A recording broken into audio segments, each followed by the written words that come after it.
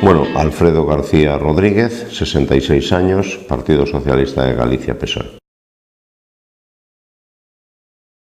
Magisterio. Son mestre. Teño pouco, pero, dende logo, gústame viaxar, e pouco máis, porque, repito, afortunadamente teño pouco tempo libre. Bueno, non son un musicólogo ni empedernido, pero en calquera caso a música española. Pois, aínda non o terminei, é un libro, é que agora non recordo o título, pero é un libro sobre a historia de Europa de entre as dúas guerras, dun autor austríaco que realmente agora non podo recordar o nome ni do autor ni do título, pero moi interesante a reflexión que fai na Viena daqueles tempos. Mestre. Unha cita, home, non sei, teño moitas, eu son moi refraneiro, e polo tanto calquera refrán estaría ben, non? Estaría ben. Cústame traballo seleccionar unha por enriba das outras, non? O que non pode ser, non pode ser, e ademais é imposible. Pois mira, pola cercanía, eu creo que Alfredo Pérez Rubalcaba foi un político de raza e que creo que hoxe temos que, vamos, hai que recoñecer a súa perda, non? Facía, góstame andar, ando menos do que me gustaría, porque non teño moito tempo, necesitaría andar moito máis do que ando. De todo, de todo. As dúas cousas.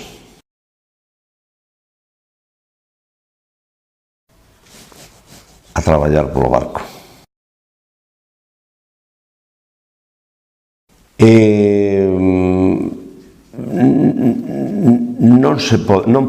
Non pode ser a decisión todo público ou todo privado. Eu creo que hai cousas que teñen que ser públicas, evidentemente, pero, bueno, hai que compatibilizar o público e o privado.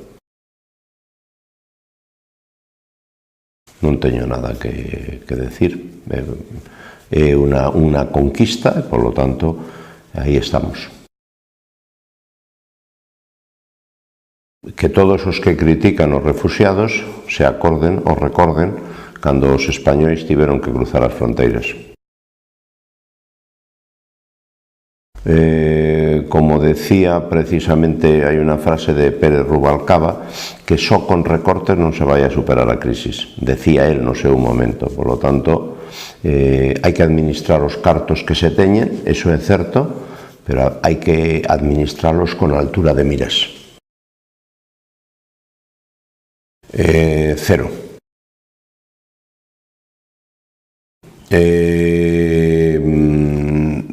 Cero tamén. Sigo co cero, porque non se pode, en Cataluña hai un problema que hai que resolver, e ese problema só se vai a resolver co diálogo e con acordos. Parecía que decían moitos a dereita e os empresarios que iba a destruir emprego, pero dende que se subiu o salario mínimo o emprego seguiu mellorando todos os meses. Por lo tanto, demóstrase que non era certo, e segundo, que a xente ten que vivir do seu traballo. Non pode ser que traballadores estean cobrando unha miseria que non lles permita vivir dignamente. A maior lacra que pode ter, é dicir, a verdade é certo que a política social de verdade sería que todos os españoles tiveran emprego, todos os que teñen capacidade para traballar, porque evidentemente hai xente que polo deterioro físico que teñen, pois vai a ser difícil que traballen, con esas persoas, con eses españois e españolas, haberá que facer algo, evidentemente. Un iluminado. Merkel levou a súa política hasta extremos, eu creo que, eu diría que incluso groseros, non? A política de axustes non resolveu os problemas e, polo tanto, bueno, de feito xa está modificando a súa actitude. Putin eu creo que é un perigo, pode terminar sendo un perigo para a estabilidade europea. Bueno, outro iluminado perigoso, non? Destes que hai moitos. Maduro é unha desgraza para os venezolanos, evidentemente, unha persoa que non ten capacidade para gobernar un país e que de pronto a través do populismo asumiu todos os poderes en Venezuela e un dos países máis ricos do mundo, pois non teñen os cidadáns, os venezolanos e os venezolanas non teñen que comer. Pois estamos nesa mesma liña de populismo, ¿no? de decirlle a xente, de intentar chegar a eses sentimentos máis míseros que ten o ser humano, ¿no? E iso, evidentemente, non é que este funcionando agora, funcionou sempre, ¿no? Sempre funcionou, pero, bueno, iso é un perigo para os países, ¿no? A xente ten que ser máis consciente do que vota. Parecía que iba a ser un mirlo blanco, pero, bueno, a realidade é moito máis difícil do que parece. Hai moita xente que pensa que a política, as solucións, hai un dito, falábamos antes de ditos, de que os grandes problemas non teñen solucións sinxelas, porque ou non son solucións ou non existen, non? Pois este é o caso, non?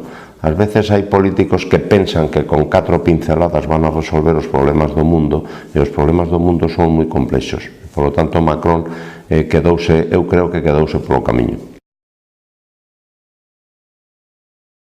Rebelo de Sousa é un tipo entrañable, que dende logo ten o respecto dos seus cidadáns e, polo tanto, eu tive nunha entrevista con el a través do Eixo Atlántico e parece un tipo entrañable moi interesante. O barco faltalle en moitas cousas porque cada vez que resolves un problema inmediatamente xurde o seguinte. Por lo tanto, non é cuestión de facer moito. Por moito que fagas, esas transformacións inmediatamente piden outras transformacións. Por lo tanto, o barco faltalle moito. Por exemplo, se queres unha concreción, o barco faltalle pois o que estamos a piques de conseguir, que quere decir a carretera de circunvalación para sacar os camións do centro do barco. Non, pontelo por encima de todo. Dende logo, eu creo que clarificar, vamos a facer, non nos vamos a quedar no miúdo, non? Vamos a falar un pouco con outras miras, non? Eu creo que para este Concello, como para todos, eu espero que este mandato sexa o mandato do municipalismo, que se clarifique dunha vez por todas cales son as competencias municipais e que esas competencias municipais se lles dé autonomía, non? E se lles den cartos, se lles den recursos, non? Nós non podemos, estamos faltos de persoal, por exemplo, e esa é unha prioridade, completar as plantillas de funcionarios, porque non podemos desenvolver o noso traballo ca celeridade que nos demandan os veciños, pero non podemos completar as plantillas porque hai unha lei aprobada no seu día por Montoro que nos impide resolver estes problemas, non? Fora de aí, pois eu creo que no meu programa, no noso programa, vai perfectamente clarificado que queremos facer a segunda transformación do barco. É dicir, aqueles barquenses ou aquelas persoas que coñeceron o barco antes do ano 2000, pois recoñecen que o barco actual non ten nada que ver con aquel barco, non? Pero é que, correcto, esa foi a primeira gran transformación do barco. Pero nós queremos facer outra transformación. Queremos facer un plan de mobilidade que permita que todavía haxa máis espazo para que as persoas camiñen pola rúa. Porque iso que cale a principal, iso ten dúas vantaxes fundamentais. A primeira, que a xente ten por onde andar, e polo tanto sae á rúa, non está na súa casa, sae fora. E segundo, si sae, dinamiza a vida local, dinamiza a economía, o comercio mellora, a restauración mellora, os bares teñen máis xente, e polo tanto, entre todos somos quen de crear ou de xerar riqueza e de que estas cousas funcionen mellor. O Hospital Comarcal é unha auténtica pena que teñamos pasado dun hospital dentro das súas limitacións, porque evidentemente os hospitais comarcais son comarcais, iso está claro, e aquí non poden facer operacións de neuroloxía, por exemplo, pero en calquera caso este era un hospital que funcionaba perfectamente e que a supresión das áreas sanitarias quedamos supeditados a Ourense e, por lo tanto, cando non chegan os cartos, sempre quedarán en Ourense e non virán para o Barco. Eso é o que está pasando. A xente percibe perfectamente que agora ten que ir a Ourense moito máis do que iba antes. Por lo tanto, eso é negativo. Eu creo que hai unha actividade cultural moi intensa no Concello do Barco, pero moi intensa para a poboación e o tamaño que temos no Barco. Nos estamos na rede de teatros do Grupo A, do IGAEN, é dicir, as mesmas compañías que van a Ourense ou a Coruña veñen ao Barco, non? Evidentemente queremos facer máis, sí. No programa que levamos queremos, por exemplo, facer un espazo para os nosos grandes autores literarios como Lauro Olmo ou Florencio Delgado Gurriarán. Queremos seguir traballando, levamos 3 anos traballando arreo para que Florencio Delgado Gurriarán teña un Día das Letras Galegas e imos seguir traballando nese sentido. Queremos seguir recuperando o patrimonio cultural deste pobo. Xa recuperamos a ponte medieval de Éntoma, vamos a recuperar nesa gran obra que é a carretera de circunvalación a ponte medieval de Candís, que va incluída no proxecto e va a pasar a ser visitable. Esperamos que nos dé autorización patrimonio para recuperar a ponte da Proba. Xa fixemos a primeira fase da Torre do Castro e agora mesmo acaban de concedernos unha subvención para investir casi 80.000 euros tamén para seguir recuperando esa torre, todo o conxunto do núcleo do Castro, e queremos traballar, por exemplo, no xacemento de San Salvador. Queremos facer un museo que contemple, que relacione toda a minería e que, polo tanto, empezará, como non pode ser de outra maneira, ca un centro de interpretación da minería romana, por exemplo. Pois para deportes volvemos, teño que decir o mesmo que dixen de cultura, é dicir, nós temos, por exemplo, unhas escolas deportivas que teñen máis de 1000 usuarios. Non hai, proporcionalmente, 14.000 habitantes, 1.200 usuarios das escolas deportivas. Evidentemente, non creo que haxa ninguna cidade que teña esa porcentaxe de participación deportiva. Por lo tanto, estamos ben. Que queremos? Mellorar as instalacións fundamentalmente. Mellorar as instalacións e mellorar e seguir e aumentar, porque iso é o que quedamos cos clubes. Tivemos unha reunión cos clubes deportivos e evidentemente palpábase a satisfacción que teñen pola atención que presta o Concello ás agrupacións deportivas. Queremos mellorar. Estamos elaborando un proxecto de mellora para correxir todos os defectos que teñen todas as instalacións deportivas, que non son moitos, pero algún en cada instalación, pois probablemente haya que meter en unas 10.000, 15.000, 20.000 euros para mellorarlas. Eu espero que agora, no mes de xuño, comece o pabillón, as obras do pabillón cuberto do Colexio Xulio Gurriarán, e iso permitirá ter unha instalación máis precisamente para esas actividades, non? E despois, temos que ampliar as pistas de pádel, temos unha, o compromiso é facer polo menos outra, non temos moitos espacios, pero queremos sacar o tiro de martelo do campo de fútbol, porque evidentemente estropea o céspede, polo tanto, vamos a ver se lles atopamos un lugar. Vamos a seguir loitando polo módulo de atletismo cuberto. o atletismo nesta comarca ten un potencial tremendo.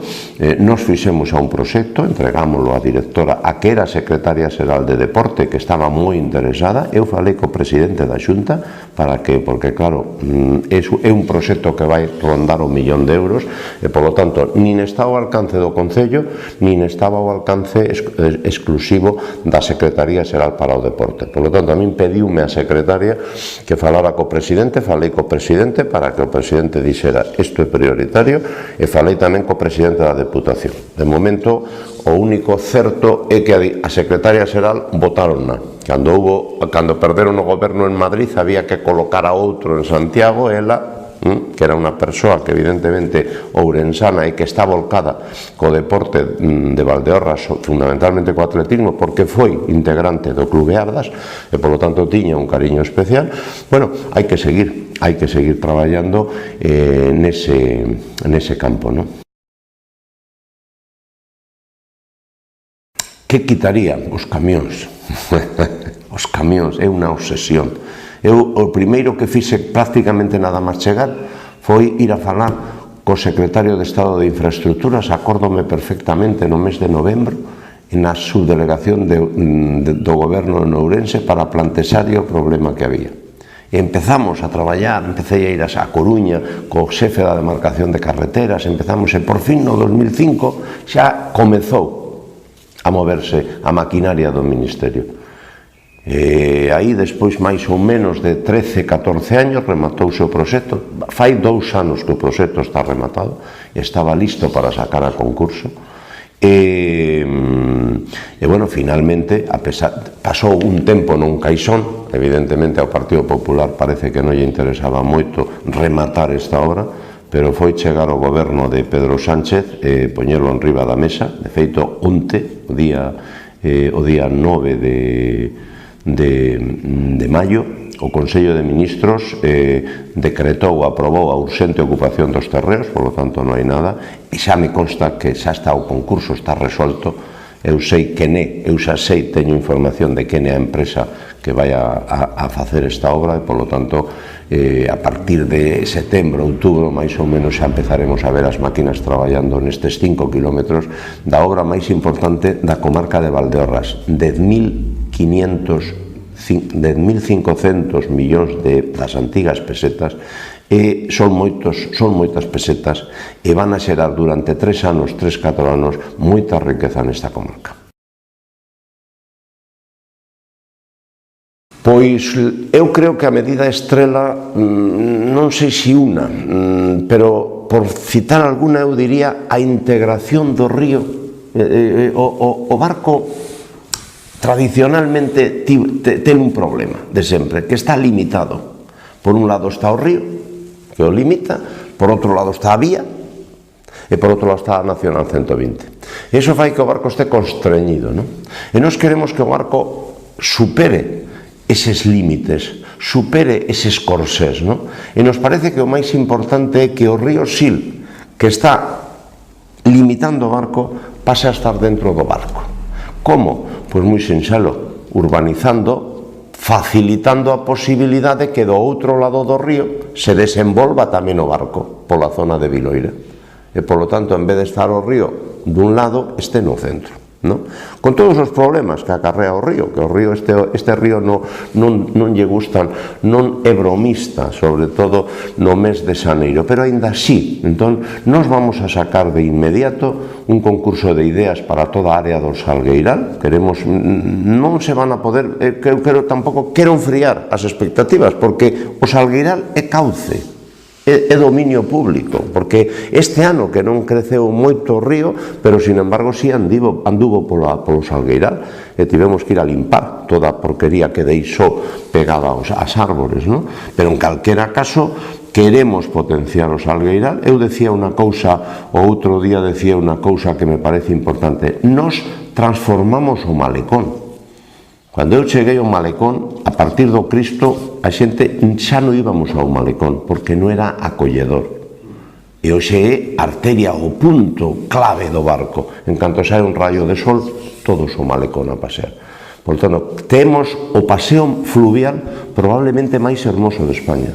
E iso recoñecen case todos os do barco, pero sobre todo os que veñen de fora, que quedan pasmados.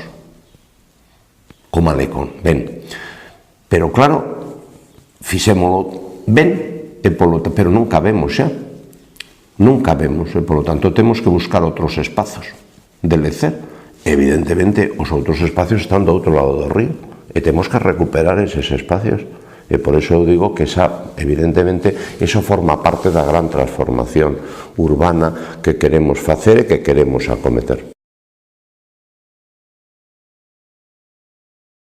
Bueno, evidentemente iso, o barco foi como toda España, non? A época, ese boom que houbo, pois evidentemente ao barco tamén lle afectou, non? E iso fixo que os locais comerciais tiveran uns precios, en algúns casos, eu creo que injustificados e algo disparatados, non? Eu creo que iso, o tempo está poñendo as cousas no seu sitio, non? De feito, hai moito hai determinado, periódicamente ves como algún negocio pecha onde está ubicado e marcha para outro lado. Por qué? Porque en todas as cidades, e o barco é unha cidade pequena, pero ten estructura de cidade, eu creo que esa foi a gran conquista que fixemos, transformar o barco nunha pequena cidade, unha pequena cidade, cos inconvenientes que tiña, é dicir, as rúas teñen a anchura que teñen, e aí non podemos actuar, evidentemente, pero en calquera caso, fixemos esa transformación. Polo tanto, o centro comercial é moi amplio e non ten un punto único, e iso fai que a xente poda desplazarse 100 metros, 200 ou cambiar de rúa, non pasa nada porque o negocio vai a seguir funcionando, e espero que funcionen millor no momento en que con transformaciones de mobilidade sostible, pois a xente teña máis, deixe o coche na casa e camiñe. Eu creo, a percepción que eu teño é que os precios se están normalizando, están baixando, que quere decir, e polo tanto iso dará lugar a que o comercio siga sendo un motor importante do barco, porque o é.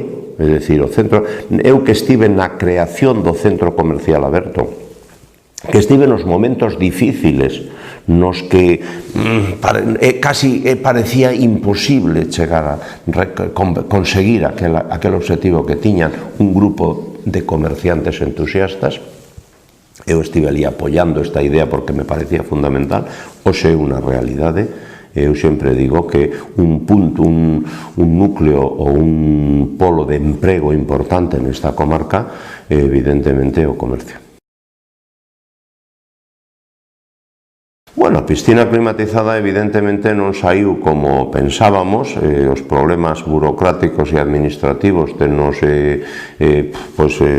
fixeron que nos retrasáramos no tempo, pero neste momento, a día de hoxe, as obras marchan con normalidade, vanse terminar polo mes de xullo, como moi tarde estarán as obras terminadas e poderemos empezar a facer probas.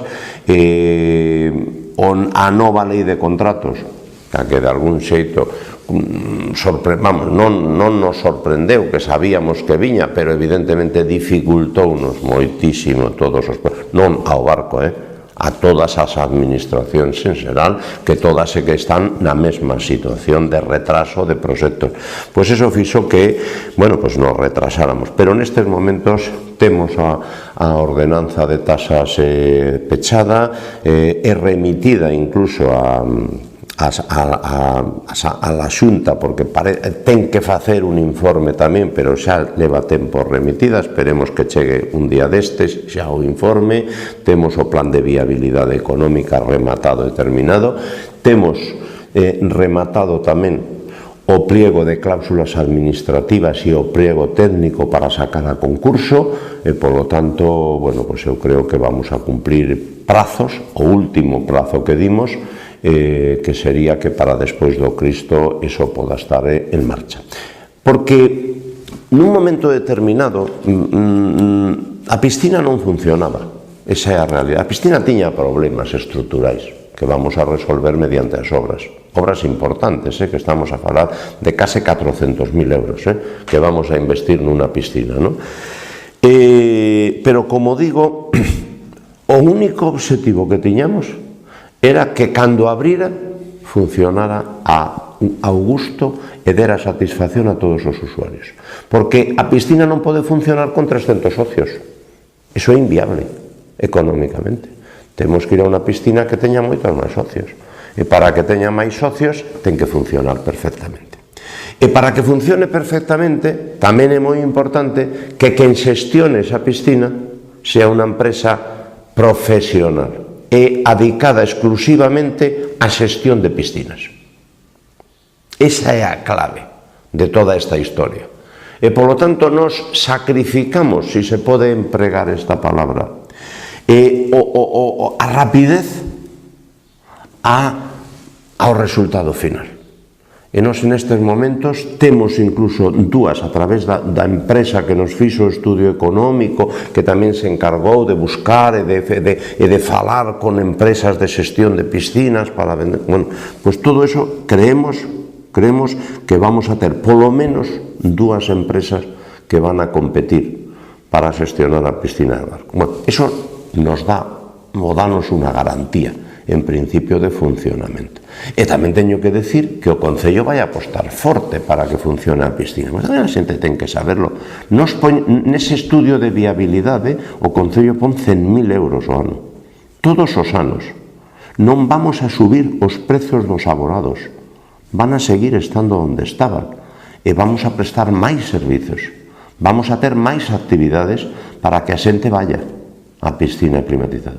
O único que vai a subir, eso sí, de forma drástica, son as entradas individuais e esporádicas, porque ese era o verdadeiro cáncer da piscina. É dicir, nadie se facía abonado porque decía, bueno, eu, co precio que teña, é dicir, custaba máis a piscina ao aire libre unha entrada que a piscina climatizada. Eso era un disparate.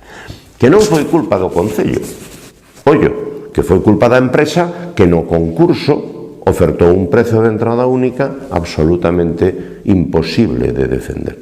Pero, bueno, as cousas foron como foron, pero o Concello vai a resolver este problema. A piscina, o compromiso do Concello que a piscina foi total dende o minuto 1, e, polo tanto, os veciños xa están tranquilos, porque xa entenderon que e os veciños saben que o Concello, o grupo do goberno do Concello, é serio. E cando ten un problema, o resolve. E o resolve ben.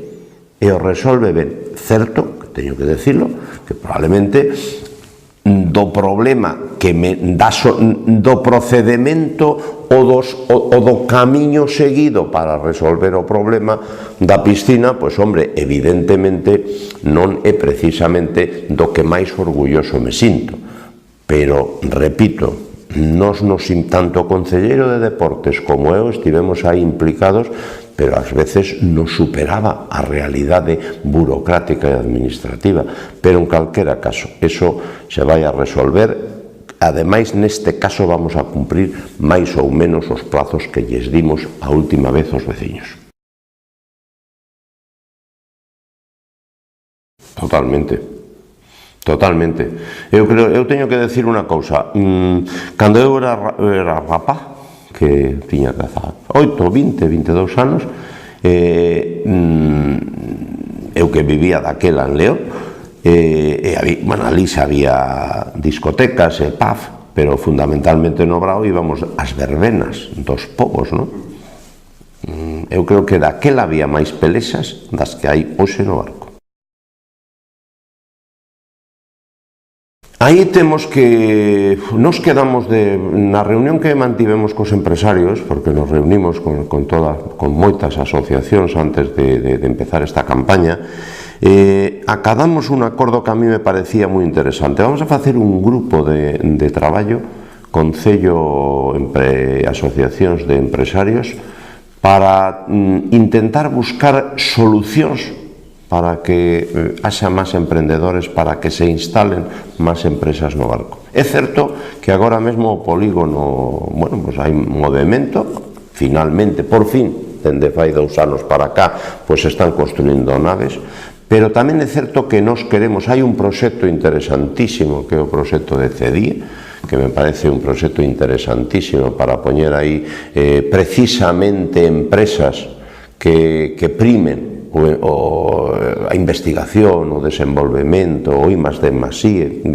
creo que é interesantísimo nese sentido, pero eso pasa porque temos que ampliar o polígono industrial. De feito, xa estamos traballando, o IGVS, que é o propietario das fases tal, está traballando, temos que modificar o plan de urbanismo para que haxa máis terreo industrial, estamos traballando para que no prazo dun ano e medio, máis ou menos 2 anos, entre ano e medio e 2 anos, teñamos terreo suficiente para que calquera empresa que se quera instalar no barco poda.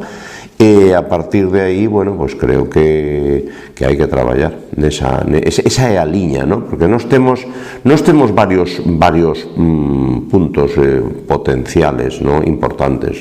A lousa sigue estando aí, a pizarra, e bueno, pues aí está, o núcleo máis importante de generador de emprego, evidentemente a lousa, ¿no? Pero temos o viño, que cada vez produce e xenera tamén máis emprego. O viño está en pleno auxe, é dicir, todo o mundo demanda viños de Valdeorras, creo que probablemente estamos a falar dun dos mellores viños do mundo, especialmente o Godello, e así o demostran os mercados, non é que o diga eu, o demostran os mercados.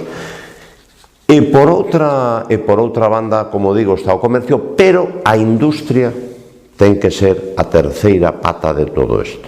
E, lóxicamente, temos que dirixir todos os nosos esforzos a xenerar empresas que teñan obreiros, é dicir, empresas que non sexan simplemente almacéns, que teñen 2, 3 obreros, 4, non, empresas que teñan 10, 15 ou 20 traballadores e que, sobre todo, sexan empresas, diría eu, bueno, pues, especialmente de novas tecnoloxías, porque é o futuro, evidentemente. Os barrios, dende logo, no barco non hai unha gran diferencia entre barrios e centro. É certo que no centro está o malecón, pero mire, si vamos por barrios, no barrio de San Roque, por exemplo, nos arranxamos, quédanos unha rúa sin arranxar. É certo que hai alguna, a principal, que levamos no programa, que hai que volver a asfaltar, pero bueno, quedou mal. Fixo unha empresa, era unha obra que adxudicou a Xunta e non quedou ben, estáse levantando e habrá que levantar, pero nos así, aí temos este ano, ainda arranxamos unha rúa que tiña problemas con abastecemento e saneamento. Si vamos a Calavagueiros, queda unha sola rúa sin arranxar, que vais a arranxar, xa está aprobado, era unha subvención da Deputación que xa se aprobou o día 1 de maio na Xunta Local de Goberno da Deputación. En canto nos lo comuniquen, automáticamente a sacaremos a concurso. Si imos ao barrio de Caleras, quedaban 2 rúas sin arranxar, unha está adxudicada, houbo que facer unha modificación de contrato, parouse porque, bueno, houve uns problemas, houve que modificar como se chama, o proxecto, non me saía a palabra o proxecto, pero xa está, e a que queda vais a adxudicar agora cos plans provinciais deste ano. Por tanto, outro barrio que queda prácticamente terminado. Avenida do Bierzo, aí se fixeron xa moitas rúas desa zona, e aí temos a principal, que non é nosa, que é da Consellería de Infraestructuras, e que están a desarrollar un proxecto para transformar e convertir nun bulevar toda a parte bella da Avenida do Bierzo, dende a entrada en Manuel Quiroga, logrando a accesibilidade na ponte que vai por riba da vía, e despois toda a parte bella, xa falamos cos veciños, queren un bulevar, vamos a buscar apartamentos disuasorios para sacar os vehículos da rúa, por lo tanto, outro barrio que vai a quedar completamente arreglado. En Viloira temos feito unha verdadeira transformación. Agora mesmo, onte empezaron as obras na segunda fase da rúa Elena Quiroga, onte empezaron as obras, fixemos, xa temos unha subvención pedida, remataríamos unha mano, a unha beira rúa, e lóxicamente nos quedaría a outra. Pero no programa levamos que precisamente vamos a traballar duro e nos vamos a priorizar 3 rúas de Viloira nas que é urxente cambiar as tubarías e, polo tanto, melloraremos o aspecto exterior desas rúas. As rúas, especialmente as 3 que quedan despois do río. Bueno, con eso Viloira quedaría tamén rematada, non? Pero cando falamos dos barrios, eu meto tamén nos povos. Temos feito, nos estamos arranxando todos os accesos aos núcleos rurais con aglomerado en quente. Non queremos fuxir do rego asfáltico. Agora mesmo está en obras a estrada que vai desde o polígono industrial hasta Vales. Vamos a facer a que vai polo córrego dende o Castro hasta a estrada de Vilanova. Estamos elaborando, porque así vai recollido no programa, planes específicos para os núcleos rurais, plans integrais. Por exemplo, estamos traballando, xa están os enxeñeiros, xa pasaron por Santa Mariña, xa pasaron por Santigoso, van a pasar estes días por Forcadela, que temos ali tamén un problema. É dicir, bueno, vamos a seguir, vamos a intervir activamente tamén na proba, fundamentalmente ca traída da auga dende Veigamuños a proba, e estamos arranxando, por exemplo, o camiño de inverno, xa estamos traballando en Éntoma, nun tramo importante, e o obxectivo deste programa é rematar o camiño de inverno en Éntoma e despois facer o mesmo entre Miñá e na proba. Por lo tanto, repito, non sempre traballamos en rede e, dende logo, nunca olvidamos aos barrios. Vamos a ver, a nós o único que nos pediron sempre foi que recuperáramos aquel muiño, pero aquel muiño está no cauce, e polo tanto, dende logo nos o que non pensábamos era, que alguén quería que fixéramos un muiño novo, sino que recuperáramos, que dicir que a xente, cando pasara por ali, que non vira unha ruína, as pedras no chan do muiño, sino que miraran que, entón, que fixemos? Pois fixemos, entre outras cosas, o que nos autorizaron, porque, repito, está no cauce. Entón, consolidamos as paredes que estaban en pé, para que se vira que ali había un muiño, recuperamos alguna peza que estaba ali tapada polos estullos, deixámola ali para que se mirara, e como houbo que facer máis cousas das que estaban en proxecto, pois queda pendente, que o faremos, intentaremos facelo este ano, pois unha escaleira de acceso, porque a intención é que a xente poda baixar, que poda ver a canle da auga, arreglaremos un pouco o toqueto da canle e, dende logo, permitiremos que a xente baixe hasta o que era un muiño.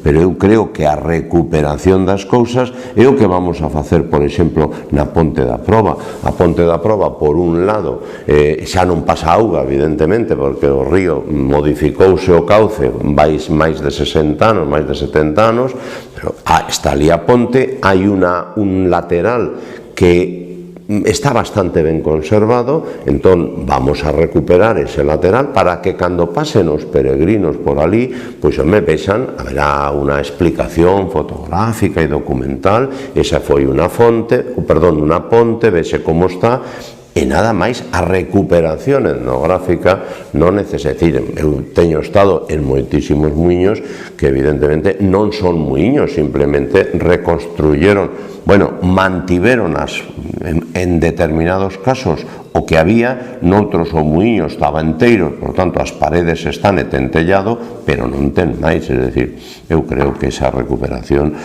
xa digo, eu estou disposto eu entendo perfectamente que cada un pode ter as súas ideas, e todas as ideas son boas, pero nós, repito, o que pretendimos foi eliminar que ali non houbera unha ruína e que se vira que aquelo foi un muiño, pero pouco máis. Non, para nada, non hai máis que comparalos. Nos temos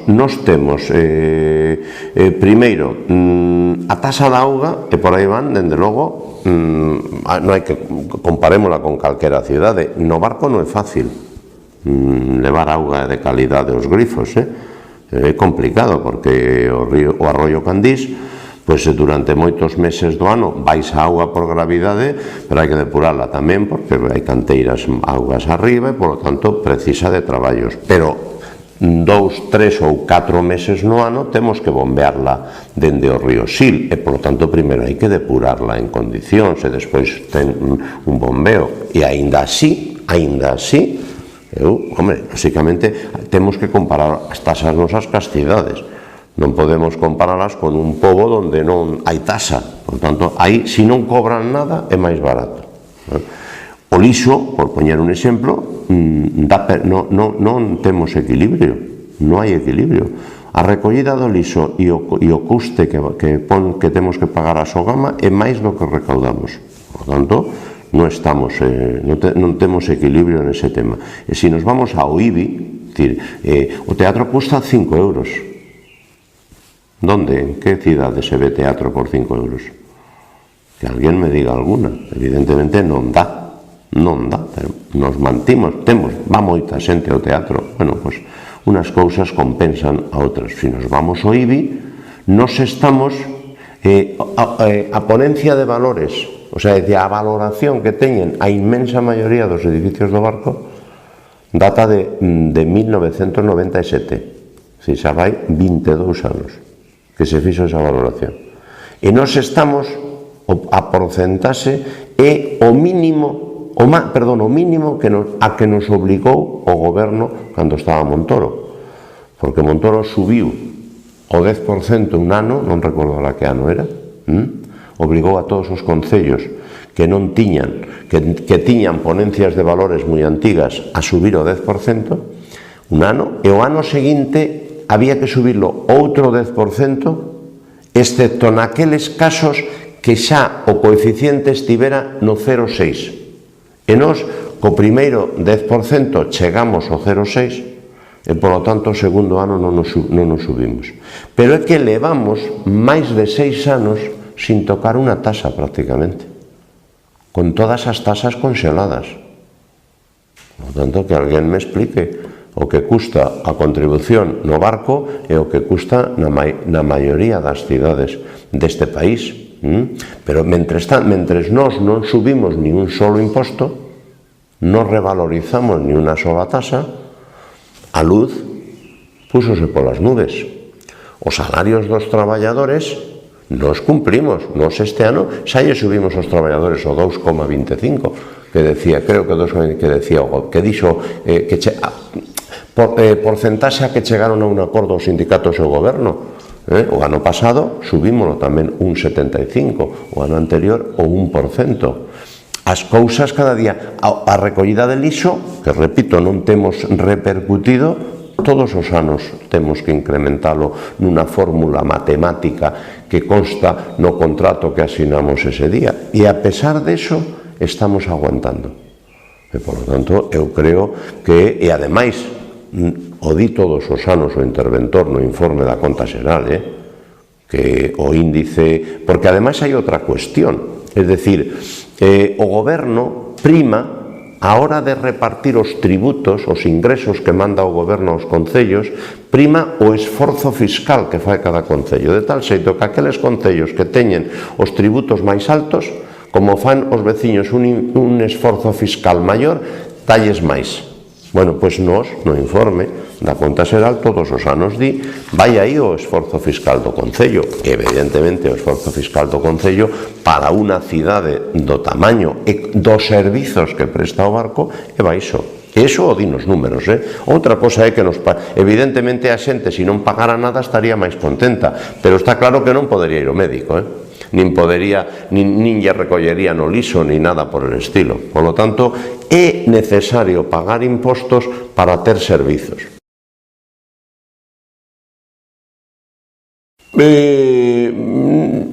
Eu non teño ningún inconveniente en que se limiten os mandatos municipais. Evidentemente, eu, despois de 5 legislaturas, pois non son a persoa máis indicada para falar desto, non? Pero tamén, eu recordo un alcalde, cando estábamos con este debate, non? Decía un alcalde, oiga, e por que temos que impedir aos veciños que teñan o alcalde que queren? As eleccións municipais non teñen moito que... son distintas ás demais, non? Non o sei. Para mí personalmente, cando entras nesta dinámica, entras en política, eres alcalde, ¿no? Despois é complicado deixar de ser alcalde, ¿no? Porque a xente quere que sigas, entón atopaste nunha dinámica de que marcho, non marcho, que a xente di tes que seguir, bueno, sínteste obrigado. Dende logo sería moito máis doado se a lei dixera ti para casa, non? Xa estaba o problema resolto, teño que marchar, marcho porque teño que marchar, porque me mandan. Pero bueno, en calquera caso, esa non é uno, xa digo, creo que as dúas posicións son perfectamente defendibles, quizáis a máis lóxica sexa limitar os mandatos. O que tamén teño que decir, se podo, se teño un minuto máis, é que non é o mesmo, o sea, o presidente da Xunta, o presidente do goberno, en dous mandatos, en dúas legislaturas, 8 anos, ten tempo suficiente, dende logo, para desenvolver o seu programa, porque depende del, cambiar as leis, decidir se se fai unha infraestructura nun lado ou en outro, non. O municipalismo é diferente, porque nós, para desenvolver a inmensa maioría dos nosos proxectos, dependemos dos outros. Temos que ir a abrir portas, a chamar as portas e abrilas. Oiga, hai que resolver este problema. E xo resolven ou non? Por lo tanto, en 8 anos, eu creo que un alcalde, por moi bo que sexa, non é capaz de desenvolver a maior parte dos proxectos que levaba no seu primer programa. Por lo tanto, eu creo que delimitar os mandatos no caso municipal debería de ser algo máis, o límite algo máis generoso. A 76, aí está. Temos traballado tamén moito, e aquí traballamos sempre por unanimidade, dicir, a comarca do Bierzo, de Valdeorras e de Lemos, sempre tivemos claro, non discutimos nunca por onde tiña que empezar, o importante era que empezara. Xa comeza en 76 ca carretera de circunvalación do Barco, porque contempla o acceso, e iso ademais resolveu un problema que podía ser grave, que é que aprobou definitivamente o estudio informativo. No momento que sobre un estudio informativo hai unha actuación, ese estudio informativo queda aprobado xa. Aínda que cambien a lei, eso xa non se tocará. Nestes momentos, o tramo dende A6 ata Requejo está a piques de terminar, e polo tanto de facer o proxecto. Eu creo que no que queda de ano sería tempo suficiente para que ese proxecto estivera xa o que queda de ano. O Ministerio de Fomento ten uns ritmos moi lentos, pero na primavera do ano, dentro dun ano, vamos a darlle un ano, ese proxecto estaría en disposición de ser sacado a concurso xa tamén. O tramo Barco a Veiga de Cascallá, que era o máis adiantado, ten sufrido un pequeno retraso porque decidiron meter o enlace que vai hacia Oulego e Viobra, metelo neste tramo, porque o outro, que é o máis complexo, se lles estaba indo de mal nos custes, xa van por 230 millóns de euros. Entón, decidiron metelo nesta primeira fase. Iso é o que fai que ese agora sexa o segundo, pero entendo, estamos na mesma situación. Para o ano 20, non diría eu ningún mes, ten que estar rematado en disposición de sacar a concurso.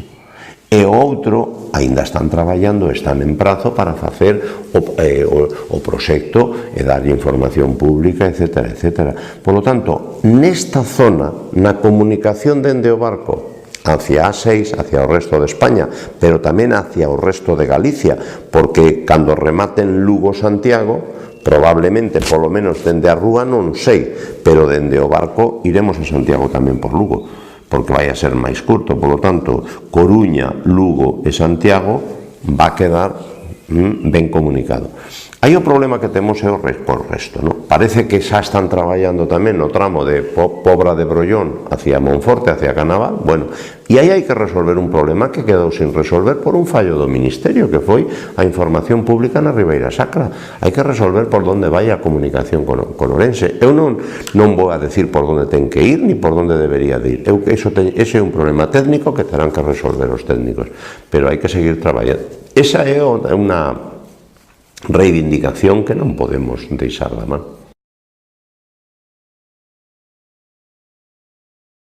Sí, lo sabemos, a iluminación, dende logo deficiente non é. Eu creo que temos moita luz, temos máis luz da que deberíamos de ter, en moitos casos. O mellor pode haber algún caso, pero precisamente vamos a sacar a concurso agora antes do día 16 de xuño, porque é o plazo límite, pero xa o temos todo feito. Eu creo que antes de que remate o mes de maio publicaremos un concurso para adxudicar unha obra de 1 millón de euros para cambiar prácticamente todas as luminarias do casco urbano, todas, 2.000. Algo máis de 2.000 luminarias que vamos a transformar en LEDs para forro energético, cunha subvención de 800.000 euros do Ministerio de Industria. Eso está aí, e imos facelo. Evidentemente, non só vamos a cambiar as luminarias, vamos a facer todos os cadros eléctricos novos para dotar de seguridade a esas instalacións, e vamos a revisar todos os cables que están enterrados para que non haxa fallos como os que estamos no último ano estamos sufrindo, non? Por lo tanto, vamos a darlle unha renovación integral. Non me consta. Eu vexo os datos que ten de delitos e de denuncias tanto a Policía Local como a Garda Civil, e non me consta que o barco, al contrario, toda a comarca de Valdeorras, creo que temos unos números envidiables, non? Pois isto chega un momento, isto chega ao seu fin, non? Eu lle explico a xente que eu se non tivera a mesma ilusión que tiña cando empecé, non me presentaría a estas eleccións. Por lo tanto, teño a mesma ilusión, teño as mesmas forzas. Eu creo que sí, eu teño forza, eu teño ilusión para seguir gobernando este pobo todavía. Pero igual que fai 4 anos non dixen cando iba a rematar isto, tampouco o vou a decir agora. Pois porque eu considero, primeiro porque eu sou unha persoa cumplidora, e os veciños o saben. Cando eu digo que imos facer unha cousa, facémola. Tardaremos máis ou menos, pero facémola. Segundo, porque eu trato a todos os veciños por igual, e o saben. Neste concello, nos 20 anos que levo eu gobernando, non se contratou a nadie, nunca, preguntándolle, despois de preguntarlle que ideoloxía tiña ou a quen votaba ou deixaba de votar. Dende que eu son alcalde, cando algún veciño ven a preguntar, ven polo despacho a plantexar un problema, nunca lle preguntei a ninguén a quen votaba ou a quen deixaba de votar. Se o problema que el plantexaba era razoable, se arreglaba. Porque eu dixen fai 20 anos que eu era o alcalde de todos e de todas. E teño demostrado durante 20 años que non fago ningún tipo de discriminación a nadie. Por tanto, esa creo que é a verdadeira cuestión, que creo que é o máis importante. Agora, antes de vir para aquí, paroume un señor maior pola rúa para recordarme isto, precisamente. Un señor que ademais teño que decilo, porque aínda non pasou unha hora. Acercouse a mí para decirme que non me votara nunca, e que este ano me iba a votar. E pregunteille que por qué. E díxome, porque vostede é unha persoa que se viste polos pés, e cabal. E, polo tanto, esa creo que é a clave. E por eso a xente me sigue votando. porque son de fiar.